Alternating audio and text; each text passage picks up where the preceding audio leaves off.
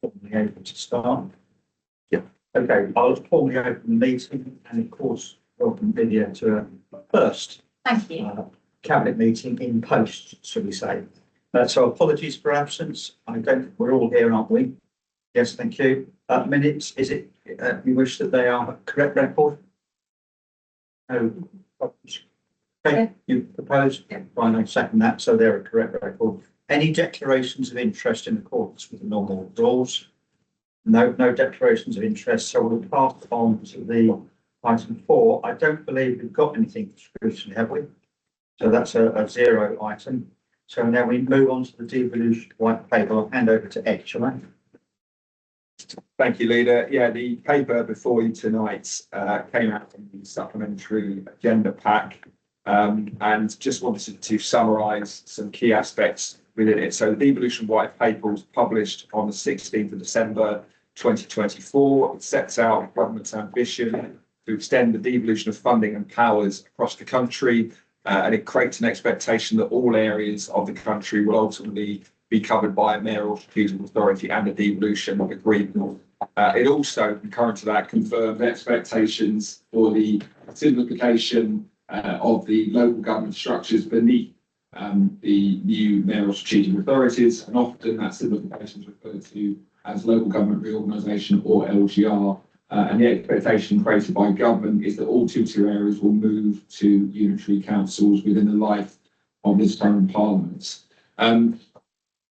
It also makes clear that the proposals to change should be developed locally, and where possible, broad agreement and consensus should be reached by the various local authorities in each of the regional areas. And the report sets out the details and criteria against which any proposals will ultimately be evaluated by government. Certainly since the publication of the white paper, it's been a busy time both locally and more generally for the sector, and there's been a number of meetings that both I and the leader have taken part in with our neighbours and colleagues at other authorities within Leicester, Leicestershire and Rutland. The initial timescales, I think, were fairly tight, and there was an initial response required by our upper tier authorities, so that's Leicester, Leicestershire County Council and Rutland County Council, by the 10th of January. And that was to indicate whether there was a local preference in relation to one of two things. Firstly, whether we wish to be part of the priority programme for devolution, and secondly, whether there was a view that local government reorganisation was required to unlock devolution. The County Council have confirmed that their intention, or they have made a request to postpone their elections, which are due currently to take place in May of this year. And the rationale given for that was because, in their view, local government reorganisation is required to unlock devolution. So, second rationale provided previously.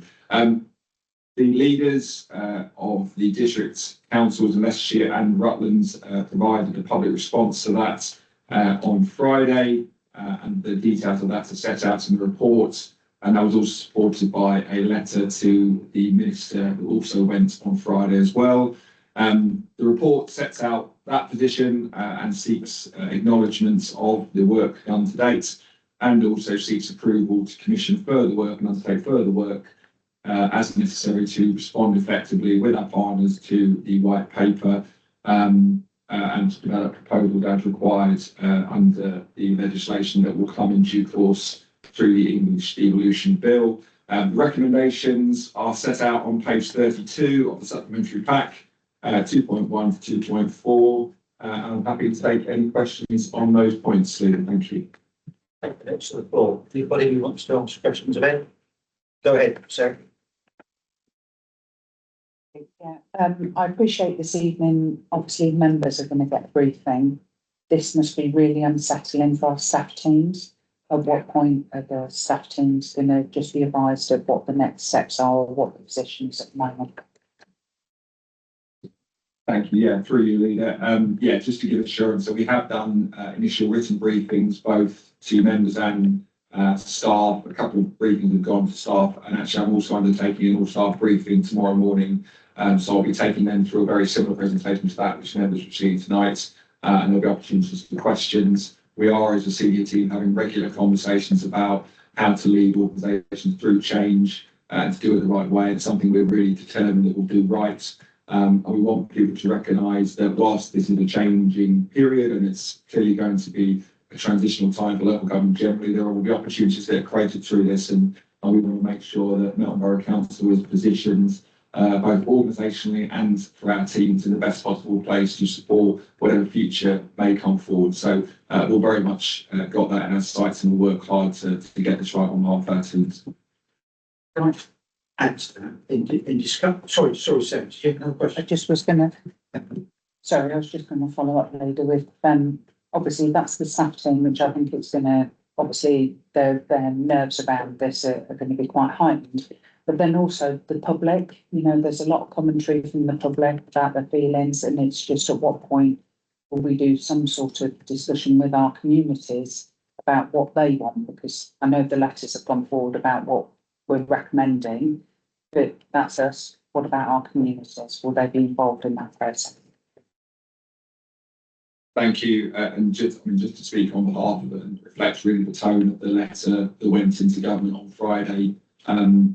Some of the key messages were, and it's reflected in the report, that as a council, or certainly through the leader of the council and his initial view, that we are open to all options and we need to explore options. They need to be evidence led, and we need to build consensus with our communities, with our stakeholders, and we need to recognise, as you say, the impact on our staff as well. So doing something that's locally led, locally supported, and underpinned by evidence, some of the key mantras that from our perspective will need to drive this process forward. And that's something we'll be taking to every conversation we have with our partners about the best way to do this, and with government colleagues when we meet them as well.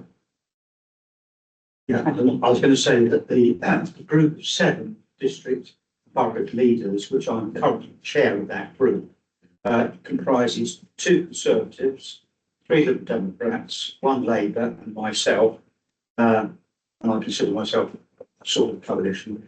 So, and also visiting the girl Weller from Rutland District Council. And what's been very pleasing, 2 things. One, we've highlighted the impact on staff as well as communities, and we, in conjunction with the chief executives, we've raised that as an important feature for all of us. And secondly, what I'm delighted with is that despite our political differences, there's been a coming together to forge a common front so that we can speak, with a clear voice to government and to our communities. So that's been a good aspect, isn't it? Really? A bit of compromise, a bit of give and take, but that's been good. So I just report that.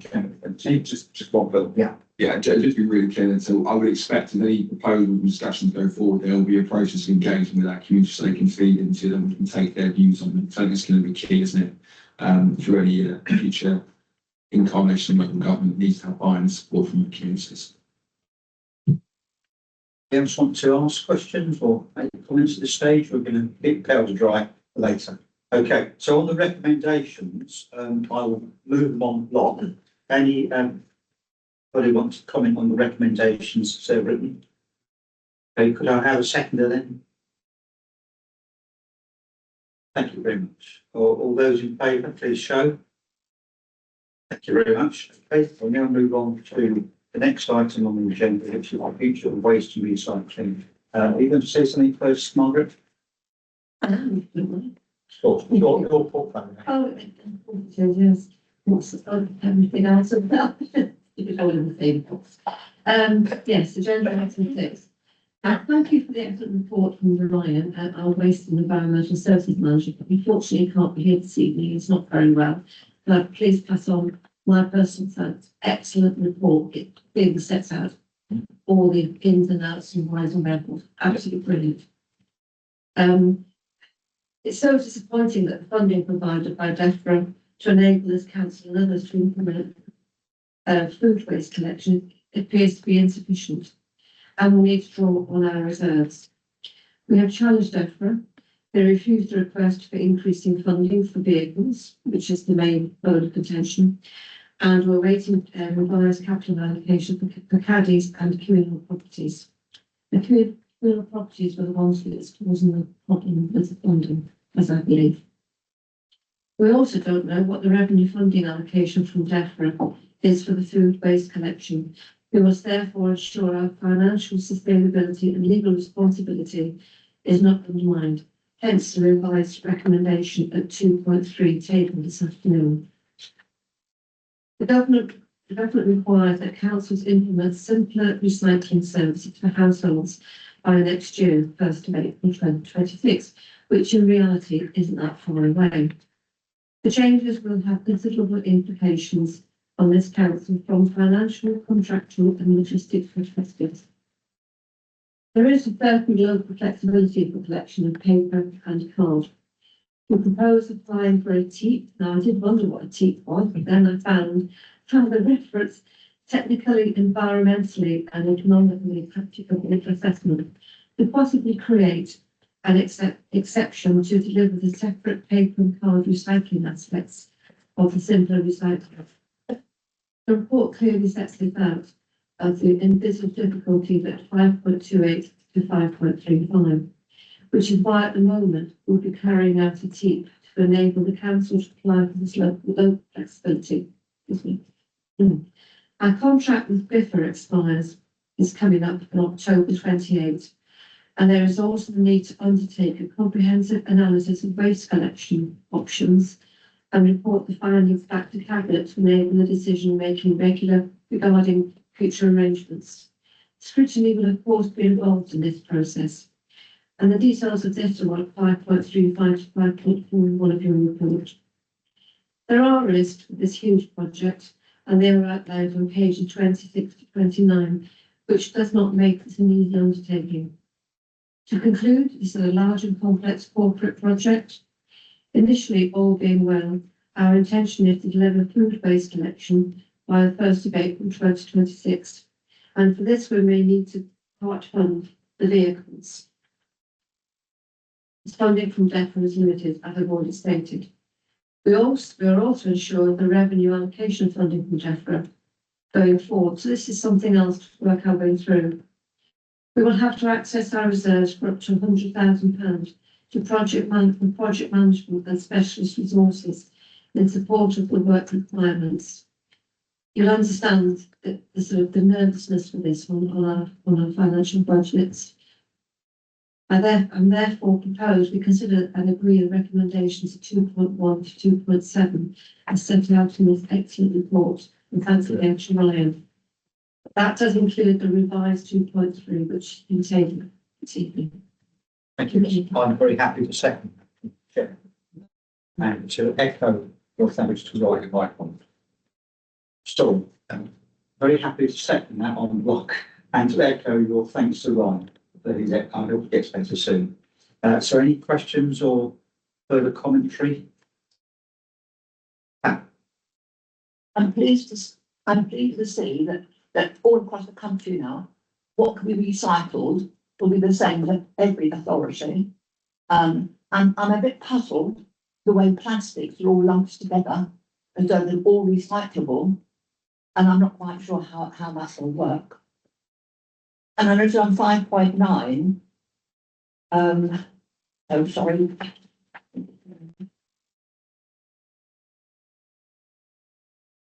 I've lost track of it, but I noticed that large investment is expected at Lake Terrace, the recycling centre. But isn't that county council? I thought they owned it. Michelle. Thank you. So we're referring to the DEFRA report which DEFRA operate, which is our site pat. So we're looking at what the long-term needs might be. That's been in operation for a long time. And I think what the report reflects is that we're trying to manage a number of different complexities, including the short-term, the plans for contracts and delivering services, and then long-term investment in that side, which is ours, to make sure it remains fit for purpose. Ours. And separate to the household recycling. Thank you. Anything else, Pat? No. Okay. Sharon. To get the whys, I also get our community are not all for it. And ultimately, we're making a decision for them as well. they are going to be paying for it, and not everybody sees it as a positive. Sharon, sorry, Michelle.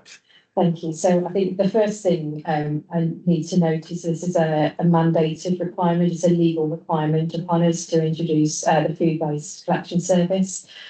We know that part of delivering a project like this successfully, as well as making sure that the funding is available to us from DEFRA to make sure that we can implement it, is to support our communities to take it up as well. And some of that will mean supporting communities with understanding the benefits of doing that. Some behaviour change support and communication, information sharing. But I too have seen some of the commentary and some of the concerns across the country. One of the things we would do is look to areas that are already delivering food waste services to look at what's worked well and what they've done to support their communities. But it is a challenge, and particularly in the context of our finances when we're trying to balance those things and the priorities for communities. So what our starting point is that we are legally required to implement this service. And whilst the government has offered some flexibility around doing the TEEP assessment, Councillor Glancy referred to for the paper and card recycling, that same flexibility is not being applied at this time for the food waste recycling. So we're having to move forward with that on the basis that it will be affordable, and if it isn't, we'll follow the steps outlined in the report to revisit that. I understand your point, Councillor Butcher.